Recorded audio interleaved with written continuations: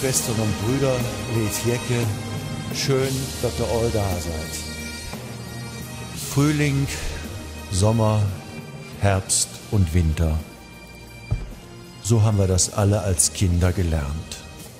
Aber wir Kölschen, wir wissen es besser. Das kann doch bei weitem nicht alles sein. Da muss es doch noch was anderes geben, etwas, was darüber hinausgeht, eine andere Zeitrechnung, die für viele von uns vielleicht sogar die entscheidende oder zumindest eine ganz wichtige in ihrem Leben ist, die des Karneval. Eimer Prinzessin, in Kölle am Ring, in nem Dreie stehen, voll Sonnenschein.